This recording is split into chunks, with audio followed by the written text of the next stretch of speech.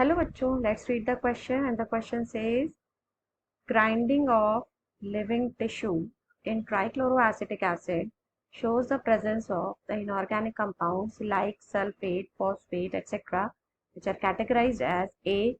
acid insoluble fraction, acid soluble fraction, C. not found in cellular pool and D. both A and B.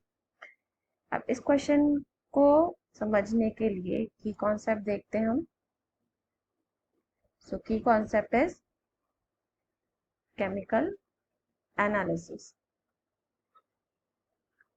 of compounds in living tissue. किसी भी living tissue में जो organic compound या inorganic compounds बनते हैं उनका chemical analysis कैसे करा हमने उसको पहले पढ़ेंगे, तब ये क्वेश्चन समझ में आएगा. अब ये जो केमिकल एनालिसिस का प्रोसेस था उसमें हमने एक लिविंग टिश्यू लिया. दिस लिविंग टिश्यू में बी इधर वेजिटेबल पीस और लिवर पीस, कुछ भी ले सकते हैं. अब इस लिवर टिश्यू को हमने क्या करा, ग्राइंड किया. किससे ग्राइंड किया, यूजिंग ट्राइक्लोरोएसिटिक एसिड से ग्राइंड किया. तो उससे हमें यहाँ पे एक थिक स्लरी मिला. अब इस थिक स्लरी को हमने क्या करा, फिल्टर किया, फिल्टरेशन किया, उसका छान लिया उसको using muslin cloth. Muslin cloth को यूज करके किया. तो हमें यहाँ पे दो फ्रैक्शन मिले. एक फ्रैक्शन जो है वो हमें मिला फिल्ट्रेट, जो नीचे आ गया डिजोल्व होके, और दूसरा मिल गया रिटेंटेट जो उस ट्राइक्लोरोएसिटिक एसिड में डिजोल्व नहीं हुआ. फिल्ट्रेट को हमने यहाँ पे कहा एसिड सॉल्युबल पूल और रिटेंटेट को कहा हमने एसिड इन सॉल्युबल पूल.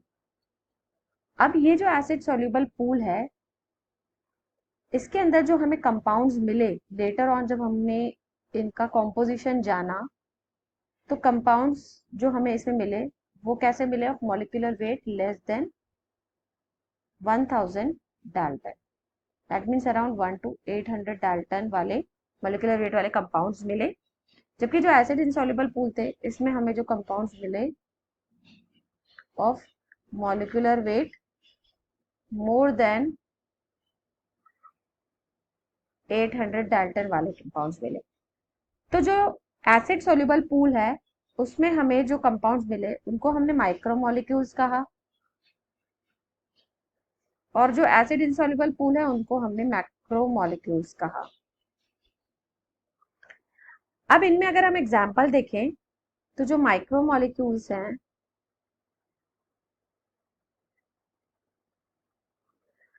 तो उसमें अगर हम एग्जांपल देखें तो जितने भी मोनोमर्स होते हैं, मोनोमर्स यूनिट, जैसे हम कहें ग्लूकोज, कार्बोहाइड्रेट्स का ग्लूकोज हो गया, प्रोटीन्स के अमीनो एसिड्स हो गए,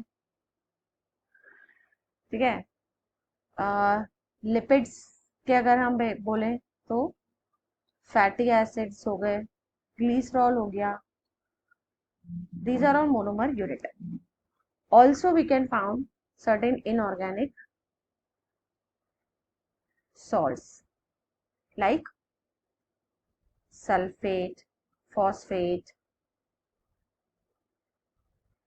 etc. because they have the molecular weight less than 800 Dalton.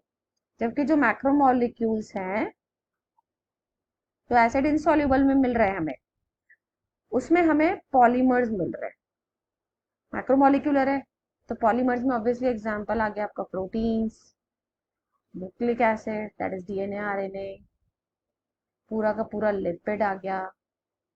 So this is और मैक्रोमोलिक्यूल. सो इट्स क्लियर कि जो आपका सल्फेट और फॉस्फेट आयन है वो हमें किस में मिल रहा है, एसिड सॉल्युबल पूल में मिल रहा है, एसिड सॉल्युबल, और जो पॉलीमर मिल रहे हैं वो हमें एसिड इनसॉल्युबल पूल में मिल रहा है. तो let's see the options now. Here options are given as acid insoluble fraction, so no, it's not correct. acid soluble fraction, yes, that is जो सल्फेट फॉस्फेट है वो इसी में मिल रहे हैं हमें, माइक्रोमोलिक्यूल्स हैं क्योंकि वो less than 800 dalton molecular weight वाले हैं. एंड सी ऑप्शन अगर देखें not found in cellular pool, this is also wrong क्योंकि ऑब्वियसली सेलुलर पूल में मिल रहे हैं हमें। D option both A and B, that is also wrong क्योंकि A is incorrect, so we'll go with option B, so answer is B. So I hope you understood it well. Best of luck.